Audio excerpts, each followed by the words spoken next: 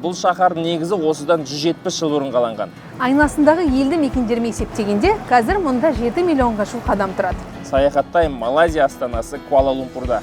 Бұл жерде маймылдар емін-еркін жүреді. Оңтүстік шығыс Азияға тән бір иіс бар. Статистика бойынша Малайзия халқы ең достық халықтардың бірі әлем бойынша. Кен пәтер көрген жеріңізде бірден үшін таныстыра кетейін. Мына жақта бір лифт бар, өзі бөлек 7-ші этажбен ЛРТ-ға шығып кететін жер. Куала-Лумпур оңтүстік шығыс Азиядағы ең жылдам дамып келе жатқан мегаполистердің бірі. Қала өзінің заманауи сәулетімен, көп мәдениетті өмір салтымен және туристерге арналған көрнекті орындармен әйгілі. Біз бұл шығарылымда Куала-Лумпурдың символына айналған Петронас мұнараларына барып, жергілікті мешітке кіріп, 272 баспалдақпен жартастағы үңгірге көтерілеміз. Сондай-ақ, осында тұратын қазақтармен танысып, Астана мейрамханасынан дәм татамыз. Ал енді достар, білге екеуміз сіздерге рум-тур жасайық. Айтпақшы, біз әуежайдан бұл жерге 119 Малайзия ақшасына жеттік, 1 сағат жол жүрдік.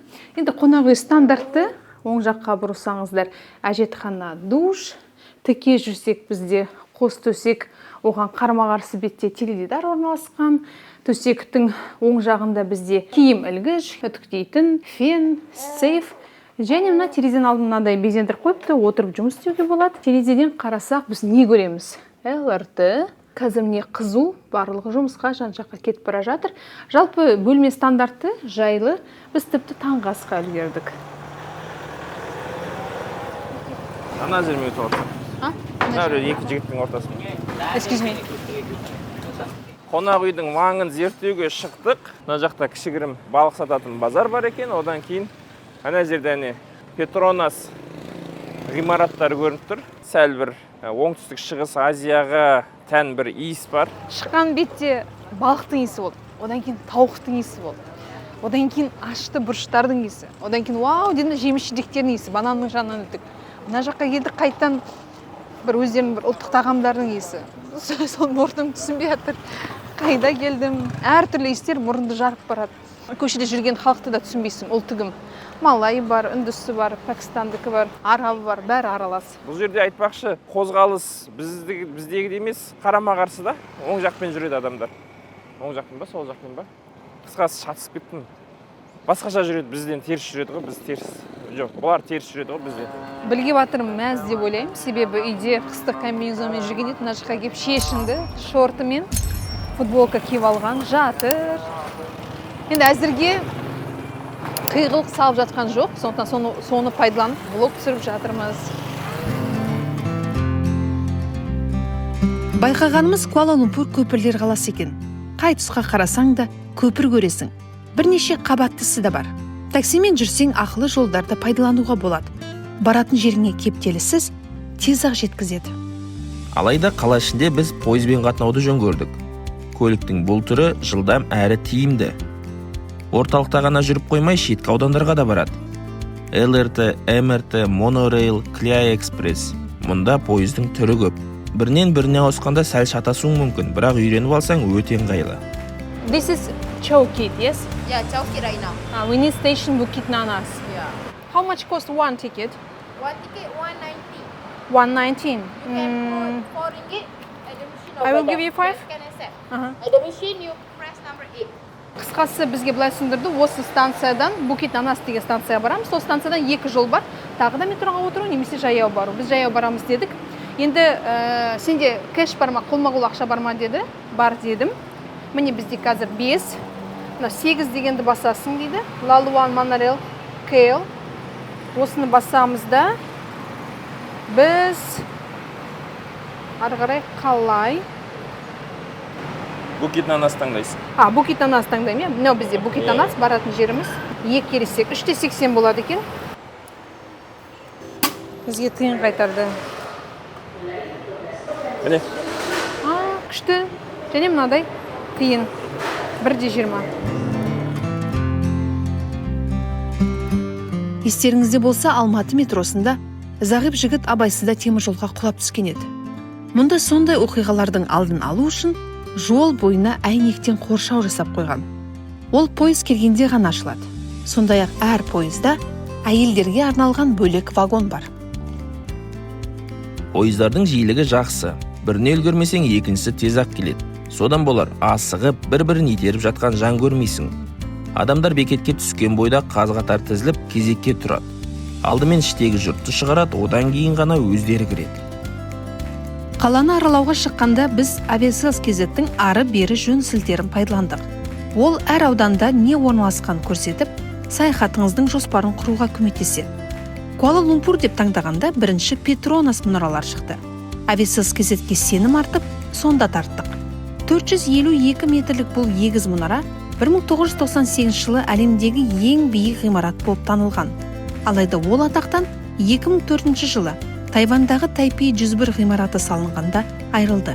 Одан кейін 2010 жылы әлемдегі ең биік ғимарат атағын Бурдж Халифа алды. Дегенмен Петронас мұнаралары әлі де әлемдегі ең биік егіз ғимарат болып саналады. Ішінде кеңсе, мәдени орталықтар мен мұражайлар орналасқан. Ал 41 және 42 қабаттарында аспал көпір Skybridge бар. Бұл көпір қонақтарға ғимараттың жоғары қабаттарында серуендеуге мүмкіндік береді. Біз де көтеріліп көргіміз келген, алайда билет таусылып қалыпты. Келіп жатқан турист көп. Петронас егіздер мұнарасының ішіне кірдік. Мұнараның төменгі жағында сауда орталығы бар екен. Сол жерге өтіп, түскі асымызды ішіп алдық. Сосын мұнараның үстіне көтерілу мүмкіндігі де бар екен. Бірақ өкінішке қарай біз кіргенде билет таусылып қапты. Күніне 1040 билет сатылады. Сол 1040 билеттің бәрі бітіп кетіпті. Ала алмадық. Тіпті бір қызметкердің айту бойынша жалпы осы жылға билеттер тәмам дейді. Жалпы егер Куала-Лумпурге келіп осы егіздер мұнарасын көрем десеңіздер, таңғы 8-8:30-да келіп кассадан билет алып үлгеріңіздер, себебі тез сатылып кетеді. Бұл мұнараның ерекшелігі кезінде ең биік ғимараттардың бірі болған. Қазір енді бұл танымал туристік аймақ. Тұтас неше түрлі атақты брендтер, Gucci болсын, Michael Kors, анау-мынау барлығы осы жерде бутиктарын ашып бастаған. Айтпақшы, Куала-Лумпурдың орталығын жаяу аралауға ерінсеңіз, мұнда туристерге арналған 2 қабатты автобустар жүреді. Жиілігі 30 минут. Бір жақсысы, билеттері 24 сағатқа жарамды. Отырғанда қолыңызға карта береді. Өзіңізге ұнаған нысанның жанынан түсіп қаласыз да, аралап болғаннан кейін келесі келген автобусқа мініп, ары қарай кете бересіз. Куала-Лумпурдың ішінде 2 қабатты автобустар жүреді екен. Бұл туристерге арналған арнайы осындай көліктер туристік нысандардың жанынан өтеді екен. Қаланы тез, жылдам тамашалауға жақсы мүмкіндік. Билет бағасы бір ересек адамға 60. Бізге 2-ші қабат ыңғайлы болды. Себебі біріншіден салқын жел ұрады, бірінші қабатында кондиционер екен. Сондықтан да міне отырып алып, жан-жағымызға қарап отырмыз. Шында күшті. Және ең қызығы, бір рет сатып алған билетіміз ертең сағат түскі 4-ке дейін жарамды. Яғни ертең мысалы белгілі локацияларды қайталап көргіңіз келсе, ертең тағы да отыра аламыз. Және бұл біздің майғап. Бұл біздікі күндізгі тур ғой. Түнгі тур деген бар екен. Яғни кешкі 8-ден кейін тура осындай автобусқа отырып, кешкі салқынмен аралап шығуға болады. Жалпы 14 локация. Автобуста емес, сенде сондай сезім жоқ, аттракционда отырған сияқты. Сондай. Сырғанап кетіп баратқан сияқты. Жел соғып тұр қазір. Жаңбыр жауатын сияқты ма, бір жақсы жері, егер жаңбыр жауып кететін болса, мына ішке кіріп отыруға болады екен. Және төменге де түсуге болады. Бірінші қабатта да, екінші қабатта да жабық орындар бар. Елді турист болып аралау бөлек. Ал мұндағы жағдайдың қандай екенін нақтырақ білгің келсе, осында ұзақтау жүрген жандардың пікірін тыңдап көрген абзал болар. Біз Малайзияда тұратын қазақтармен тілдесейік дедік. Білуімізше қазір бұл елде жерлестеріміз көп. Бірі оқумен, енді бірі жұмыс бабымен келген. Тіпті кәсіп ашқандары да бар. Бірінші болып Азамат мырза мен Гүлмира ханымның шаңырағына бардық. Достар, қазір біз Гүлмира Қарасай ханымның үйіндеміз. Енді ашық айта берейін, бұл кісімен біз таныспыз, біліспіз. Енді бұл кісінің Малайзия көшіп кеткен мен білем ғой. Енді Малайзияға келіп тұр, Куала-Лумпурге келіп тұр, қалай соқ кетпейміз. Жалпы осы өмір қалай өзгерді? Бұл жақтағы тұрмыс тіршілік қандай деген сауалмен Гүлмира ханымның үйіне келдік. Қош келдіңіздер. Сондықтан да жақынырақ танысыңыздар. Қош келдіңіздер, Біз осында тұрып жатқанымызға уже 4 айдай болды. Толық. Мынау біздің пәтеріміз. кең пәтер көрген жеріңізде. Бірден шын таныстыра кетейін. Бұл бөлме негізі менің кішкентай қызым Аминаның бөлмесі. Бірақ Амина біздің спальняға көшіп алды уже. Мұнда тек оның киімдері, өйткені түнімен бізге барады.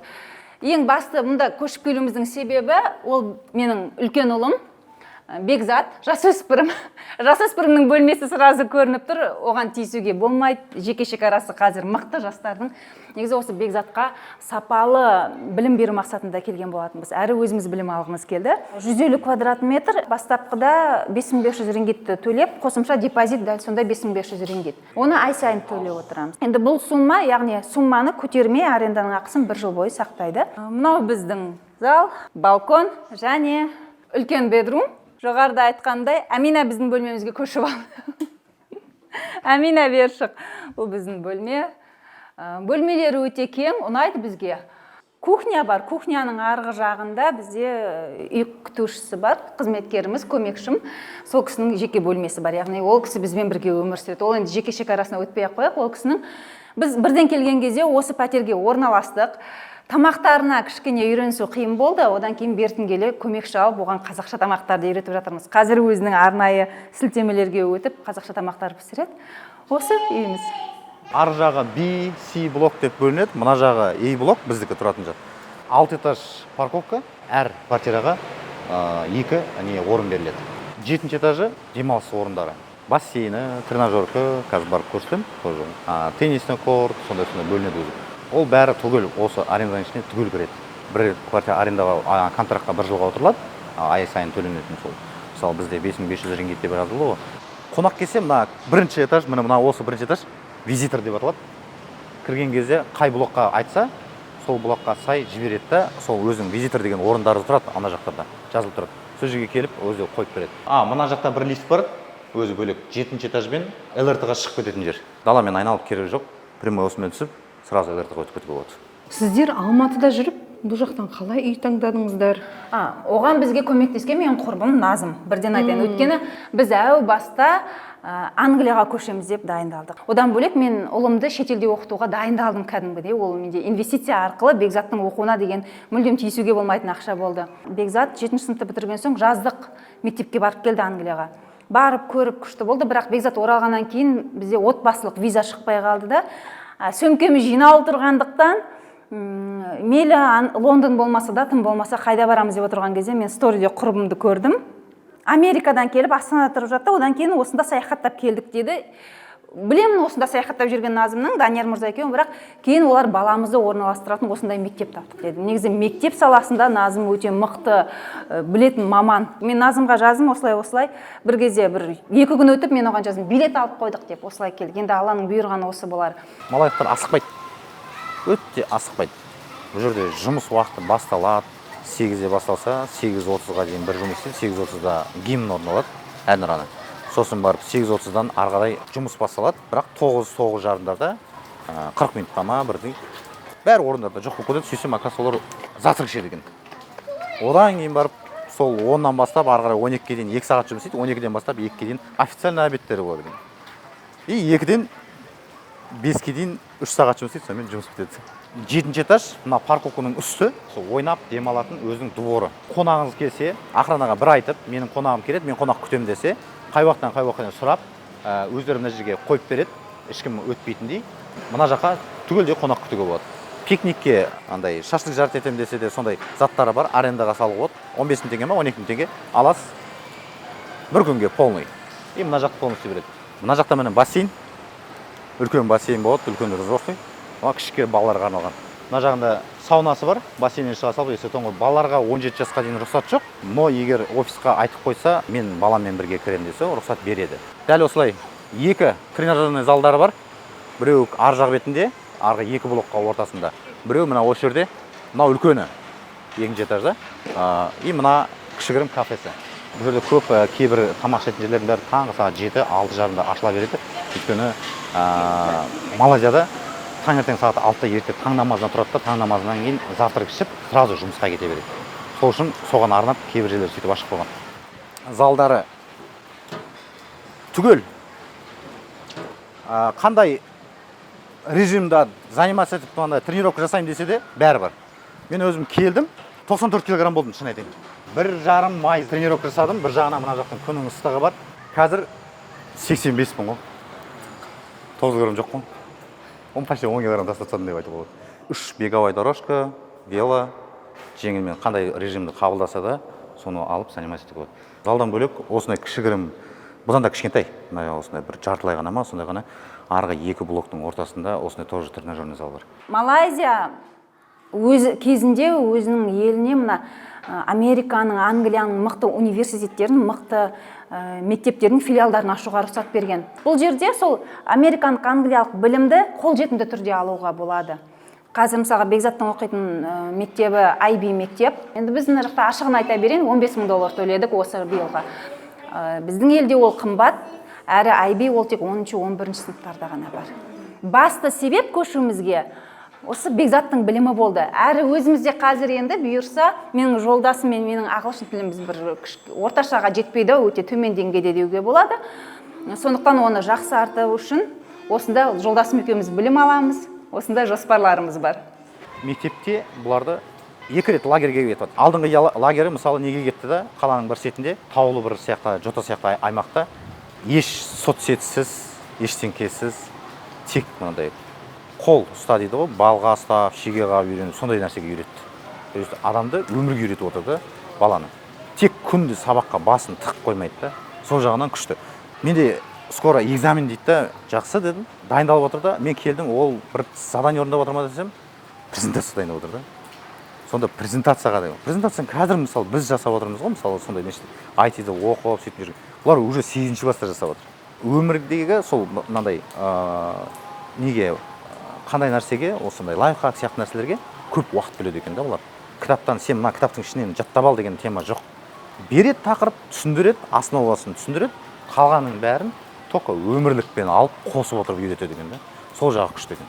Жаңа теледидар қосылу болды ғой біз кірген кезде. Және балапан арнасын байқап қалдым. Иә, бізде күтушіміз ағылшын тілінде сөйлейді. Қазір Бекзат та ағылшын тілінде, бірақ мен Бекзатқа өзім елден кітаптар алып келгенмін, қазақша кітаптары бар.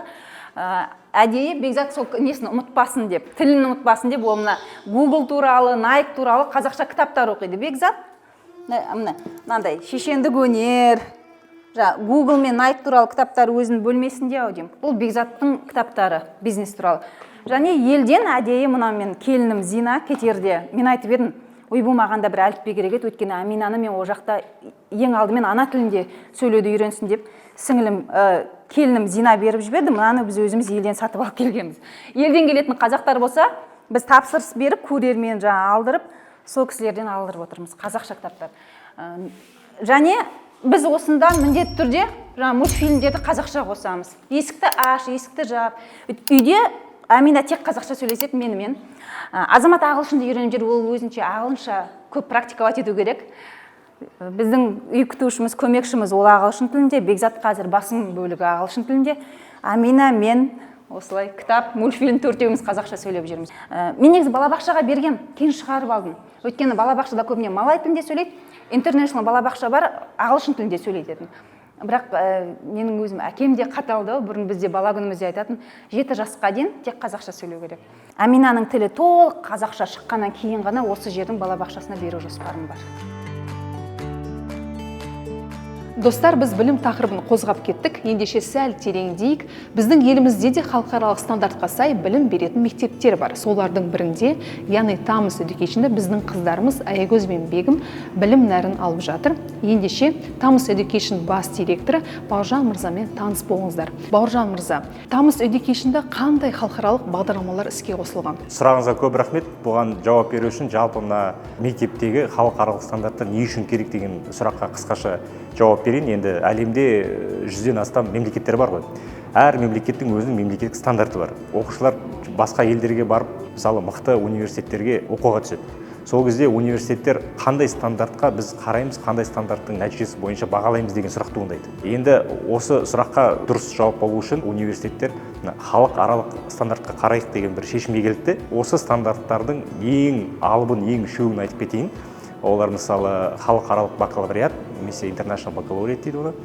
Екінші стандарт ол мысалы Кембридж стандарты дейді. Үшінші стандарт ол америкалық стандарт Common Core K-12. Тамыз мектептерінде осы үш стандарттың екеуі іске асады. Ол Кембридж стандарты, яғни A-Levels, AS-Levels, IGCSE деген бағдарламалар бізге жүзеге асады.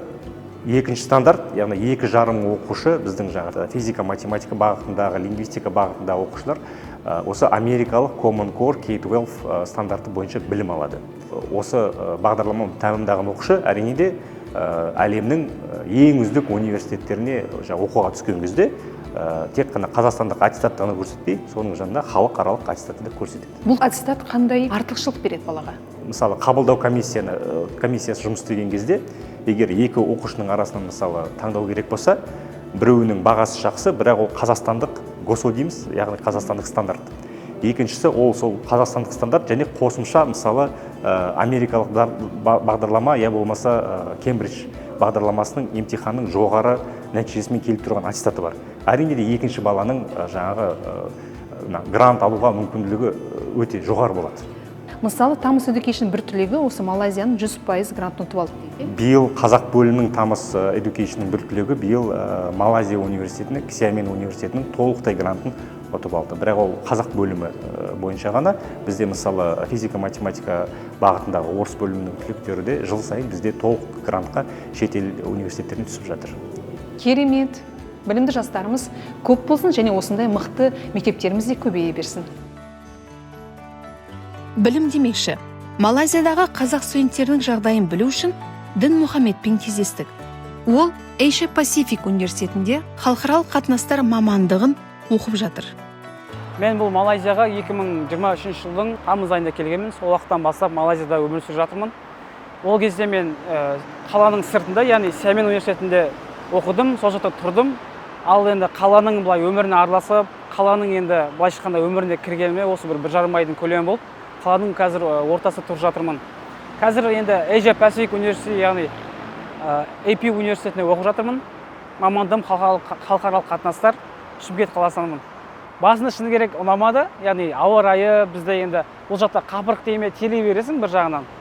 Бірақ кейіннен ұнап кетті. Өйткені бұл жақта адамдар өте мейірімді, әрқашан көмектескісі келіп тұрады. Енді азиаттарға былайша айтқанда өте қатты көмектескіш, мейірімді, досшыл келеді. Және де статистика бойынша Малайзия халқы ең досшыл халықтардың бірі әлем бойынша. Неге қазақтар студенттер көбейді? Сол бірінші сұраққа жауап беріп өтсем, енді көп студенттер мысалға Англияға, Ұлыбританияға, Европаға, Америкаға баруға былайша айтқанда жағдай жетпейді көп. Өйткені ол жақта қымбат, желі қымбат, тұру қымбат та, ал Малайзияда Қазақстанмен бірдей.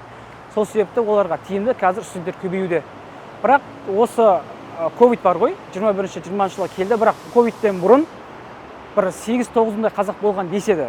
Енді қазір енді барлығы ашылып, тем более прямой рейстер ашылды ғой самолеттармен. Енді қазір студенттер көбеюде. Мысалға Ксиамен университетінде мен келген кезде 50 студент болды 2023 жылы. Қазір уже 600 студенттен асып жатыр. 600 студенттен асып жатыр. Бұл дегеніміз енді қазіргенде қазақ студенттер білім алуға келіп көбейіп жатқанның белгісі ғой былайша айтқанда. Малайзияның тамағы шынын айтқанда бізге сәл жаққан жоқ. Кішкене қиналып жүрген жайымыз бар. Сол үшін Куала-Лумпурдегі қазақ асханасын іздеп таптық. Мұнда Астана деген бір керемет мейрамхана бар екен. Соған келдік. Айтпақшы, бұл кәдімгі тұрғын үй кешені, сол тұрғын үй кешеннің бірінші қабатында орналасқан. Яғни тұрғындар лифтіден түсіп кафеге кіре салады. 11-ден бастап қана ашылады екен. Біз жаңа 10-да келіп алсақ, бұлар дайындығын жүргізіп жатыр. Міне қазір сағат 11 кірейік. Елге оралғандай болдың ғой, жақсы болды. Сен кірмей жатып бірден Қазақстанда жүргендей өзіңді еркін сезініп жатсың. Менде де тура сондай сезім. Біршама үлкен дәмхана екен, сап-салқын. Енді көзге біріншіден не түседі бірден? Ол әрине бір кесе шай мен шәугім ұлттық оюмен безендірілген. Мына жерде Астанадан, бәлкім басқа да жерлерден алып келінген кәдесыйлар, Қазақстан деген жазумен, музыка ойнап жатыр қазақша. Мынадай заттарды арнайы алып келіп, осылай іліп қою, еліңе деген құрмет, өзіңе деген құрмет. Енді әдемі, іші де сап-салқын. Енді менюда не бар? Соны көрейік. Өйткені біздің қарнымыз қатты ашып тұр. Мен палау жеймін. Палауды көрейікші? О, маған осындай палау ұнайды. Палау жеймін. Мен онда ет жеймін. Астана ресторан негізін қалаушы Айдана ханыммен танысу бұйырыпты екен. Ендеше көрерімізге де қызық. Бұл кісі кім, қайдан, қалай бұл ресторанды ашты? Шағын сұхбат алып жүрейік. Айдана ханым, Сәлеметсіз бе? сізбен сәлеметсіз жүздескенімізге қуаныштымыз. Рахмет, мен де. Менің білгім келіп тұр, өзіңіз қай жақтансыз, қай елдің тумасысыз? Мен Шығыс Қазақстан облысының Өскемен қаласында өстім, бірақ Тарбағатай ауданында дүниеге келгем. Осында 6 жыл бойы, көшіп келгенім 6 жыл болды. Және негізін қалап жатыр деп жатырсыз, кішкене жөндеп жүрген 13 жыл бұрын негізін жолдасым қалаған болатын. Ол да Қазақстанның тумасы, осы жақта 28 жыл болды тұрып жатқанына. Бірақ ресторанда 6 жыл көлемінде менің басқаруымда толығымен. Күшті. Жалпы Тарбағатайдан Куала-Лумпурге, Малайзия қалай тап болдыңыз? Қалай көшіп келдіңіз? Жалпы ол баста қандай мақсатпен келдіңіз? Жұмыс бабымен, мен білім саласында 13 жыл жұмыс істеймін. 2014 жылдан бастап шетелге балалармен бірге шығып жүрдім. Групп лидер ретінде. 2016 жылы өзім үшін осы Малайзияны аштым. Ұнаттым. Жылына 2-3 рет келіп жүрдім оқушылармен. Содан кейін солай қалып қалдым. Біз қазір Энда Реджал кондоминиум менің тұратын жеріме келдік. Бұл енді Малайзиядағы ЖК-лардың бірі. Енді ескі де емес, қатты жаңа да емес, орташа ЖК-лардың бірі. Бұл ЖК-да көбінесе студенттер тұрады. Жанымызда Эйче Пасифик университеті бар. Сол жерде университетте оқитын студенттер осы жерден комнатаны жалға алады. Бағасы айына 650 рингит, бұл шамамен теңгеге шаққанда бір 75 мың теңге болады. Сол бұл жерде азанда адамдар келіп бір дене шынықтырғанға кішкене парк, мини парк былайша айтқанда. Байқасаңыздар, бұл жерде көліктер барлығы аккуратно орналасқан жер, ішінде паркинг бар. Мысалға бізде Алматыда жаңағыдай ЖК-лардың астында машиналар ығы-жығы болып тұрады ғой. Бұл жақта ондай жоқ та. Сіз қандай ЖК-ға кірсеңіз де астында 2-3 этажында паркинг орналасқан. Келіп, жаңағыдай очередь емес, барлығы өзінің орнына келіп тұра қалады болды. Сол міне проблема жоқ машиналар қою жағынан. Ішінде паркинг бар, ананың ішінде паркинг бар, подвалда паркинг бар дегендей. Сол. Бұл енді осы үйдің тұрғындарына арналған мынау теннисный корт. Кішкене жөндеу керек енді бұл жерге. Бұл жерде кірген кезде ерлерге арналған киім ауыстыру, оның ар жағында әйелдерге арналған киім ауыстыру бөлмесі бар. Ал мынау біздің осы ЖК-ға арналған бассейн. Осы ЖК-ның тұрғындары келіп, кез келген уақытта шомылады. Енді азанғы сағат 7-мен кешке 10 арасы ғой, түнгі 10 арасы. Сол. Бегіне жүрейік. Сол суы да бір орташа, қатты бір салқында емес. Керемет. Басында келген кезде күнде түсіп қоймайсың ғой, бірінші бастап қойды. Одан кейін қалады екен. Басында ойлайтын, адамдар неге түспейді, бассейнді пайдаланбай ма деп үйреніп қалған кейін қалады екен бұл бассейнде. Мен енді бұл жерде комнатаны жалға аламын. Бұл жерде көбісі студенттер, өзімен жаста 21-22 жасар студенттер тұрады. Ал біздің ас үй достар, осы жерде біз тамақ пісіреміз, ас пісіреміз дегендей. Ал бұл менің бөлмем. Осы тұрамыз, бұл медиум рум деп аталады, орташа комната ғой, бір адамға арналған. Сол жерде сабақ оқып, кондиционер міндетті түрде болу керек, өйткені Малайзияның ауа райымен ысып кетеді комната көбінесе. Бұл жерден қаланы түсіріп алсаңыз болады. Несімен баурап алды сізді Малайзия? Және баурап қана қоймай, сіз де оны баурағыңыз келіп, міне төрінде қазақ асханасын қазір басқарып жүрсіз. Баурап алған өздеріңіз де байқаған шығарсыздар, адамдар өте қарапайым, ашық, мейірімді. Бірінші сонысымен. Екінші әрине өмір сүру деңгейі қайткенмен де жоғары. Енді бәріміз ешкімге жасыратын емес, әркім жақсы өмірге талпынады, жақсы жерде баласын білім алсын дейді. Балаларымыз бәрі ағылшын тілі мектебінде оқиды. Енді өзімде білім саласында болғандықтан қаншама қара домалақ балаларымыз осында оқып жатыр, ертең еліне қызмет етеді, ал біз осында қызмет етіп жатыр деп есептеймін. Өйткені көп айтады, оның алдында да блогтарға шақырды, астында комментарийлерді оқығам. Сонда бәрі қашып кетіп жатқан қазақтар деген сияқты өте көп коммент хейт болды. Бірақ айта кететінім, бізде қазір системамызда 4000-на жуық адамдар келеді. Оның 80% шетелдіктер. Яғни 80% шетелдік адамдар біздің Қазақстан қай жерде екенін біледі. біздің ресторан арқылы. Яғни біз үлкен қызмет атқарып жатырмыз деп есептейміз еліміздің алдында. Қазір тікелей ұшақ болғандықтан көп туристер тамағымыздың қандай екенін дәмін татқаннан кейін еліміз қандай екенін бәрі көргісі келеді. Бұл жақта біздің еңбегімізді елемей кетуге болмайды деп есептеймін осы Малайзия. Өйткені Азиядағы ең танымал ресторандардың біріміз деп есептеймін қазақ. Бірақ бізде көріп тұрғанымыздай тек қана қазақ тағамдар емес. Мен өзім Астана аты болғандықтан көбінесе бұл жерді шаңырақ деп есептеймін. Қара шаңырақ, өйткені бізде өзбек тағамдары да бар, қазақ тағамдары да бар, ұйғыр тағамдары да бар, орыс тағамдары, украин, яғни бәрі осы қазақтың шаңырағының астында. Ал енді қайтадан қаланы аралауға шығайық. Малайзияның мемлекеттік діні ислам. Мұнда халықтың шамамен 61% мұсылман. Сол себепті Куала-Лумпурде мешіт көруіңіз, азан дауысын естуіңіз қалыпты жағдай. Исламның әсері малайлардың күнделікті өмір салтынан көрініс табады. Мысалы, мұндағы мейрамханаларда тағамның адал болуы қатаң сақталады. Жергілікті тұрғындардың киімдері әдетте шариғат талаптарына сай. Сонымен қатар, әр жұма күні көптеген мекемелерде түскі үзіліс уақытында адамдар мешітке барып, жұма намазын оқиды. Жәмек деген мешітке келдік. Бұл мешіт Куала-Лумпурдың орталығында орналасқан. Сондай бір архитектурасы қызық екен. Патшалардың сарайына ұқсай ма, е? Иә, анау Сүлеймен патша туралы атақты сериал бар ғой? Сол жердегі неге ұқсайды екен? Дизайнға ұқсайды екен. Дүниенің әр түкпіріне барған кезде әр елдің мешіті әртүрлі болады. Сол өңірге сай архитектурасы. Түркияда басқаша, Таиландта басқаша, біздің Қазақстанда басқаша дегендей. Міне Малайзияның мешітін көрдік. Бұларда тіпті ерекше екен. Ерекшелігі бұл мешіттің айналасында бау-бақша, қасиетті бау-бақша деп атап қойыпты өздері. Ағаштардың көлеңкесінде отырып, ойланып демалуға болады. Байқасаңыздар, мешіттің сырты қарбалас тіршілік, мына жерге қалай келдік, бір уақыт тоқтап қалған сияқты болды, Ернар сезім. Мен өзімде тура сондай сезім. Мына жерде сондай бәрі тыныш.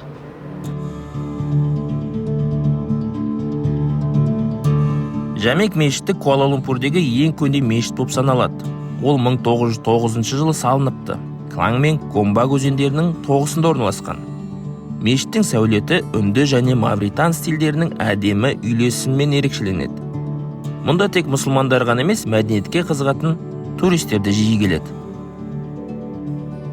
Айта кетерлігі, Малайзияда исламнан бөлек буддизм, индуизм, христиандықты да ұстанатындар бар. Сондықтан әр маңда олардың мінәжат ететін орындарын кездестіруге болады. Біз Бату үңгіріне барып көрейік дедік. Бұл индуистер қасиетті санайтын жер. Іште ғибадатханалары да бар екен. Муруган.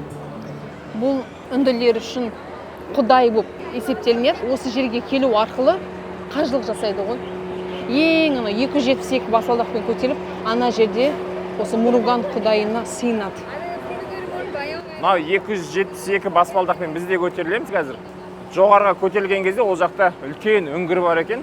Сол үңгірге кірсеңіздер керемет көрініс болады дейді. Бұл үңгірлердің пайда болғанына 400 миллион жыл болған екен. Шынымен де өте үлкен 42 метрлік мүсін екен. Қазір көз алдымызда жуып жатыр, арнайы техникамен келіп. Алыстан емір келе жатқан кезде соншалықты биік, соншалықты дәу деп ойламайсың. Тура мынау етегіне келген кезде шынымен де таң қаласың. Өте жарқырап, әдемі болып көрініп тұр. Және мына түрлі түсті баспалдақтар одан сайын мына жерді тартымды қылады екен. Жаңа сұрап жатырмын ғой, неге бұлар түрлі түсті? Бұның да діни мағынасы бар ма десем, жоқ.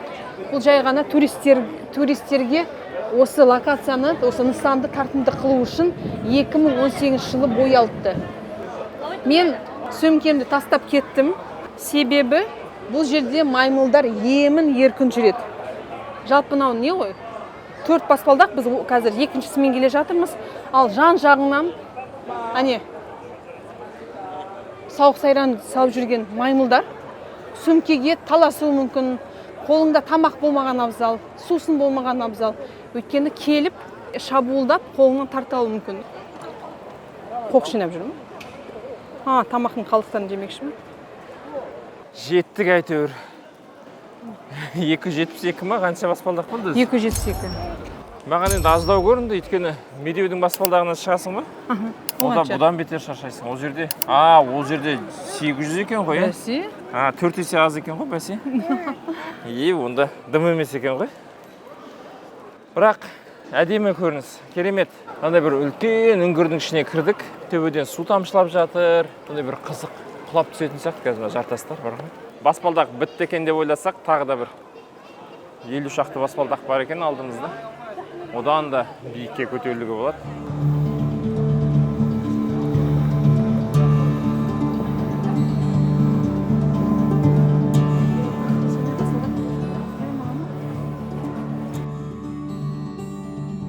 Индуистер ғибадатханасы үлкен емес.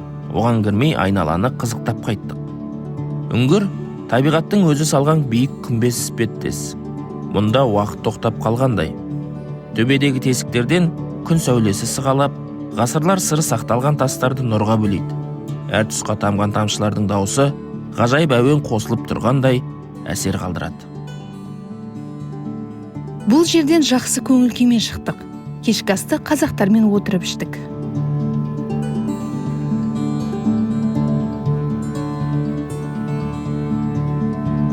Баламен саяхаттау қалай десеңіздер, баламен саяхаттауға болады. Бірақ әрине қиын. Бірақ ол қиындықтан қашсаң, ешқашан саяхаттамай үйде жата бересің. Сондықтан баламен болсын саяхаттаңыздар. Біздің өміріміздегі ең басты құндылық ол отбасы. Сондықтан да бірге саяхаттаңыздар. Дүниенің түкпір-түкпіріне барып, ғажап жерлерді бірге көріп, бір-бірлеріңізге ғашық бола түсіңіздер. Баршаңызға тек қана бақыт, мөлдір махаббат тілейміз. Осымен біздің Куала-Лумпурға жасаған сапарымыз аяқталды. Сау болыңыздар. Лайк басыңыздар, таратыңыздар. Келесі блогта көріскенше. Арнаға жазылуды ұмытпаңыздар айтпақшы. Міндетті түрде сау болыңыздар. Сау болыңыздар.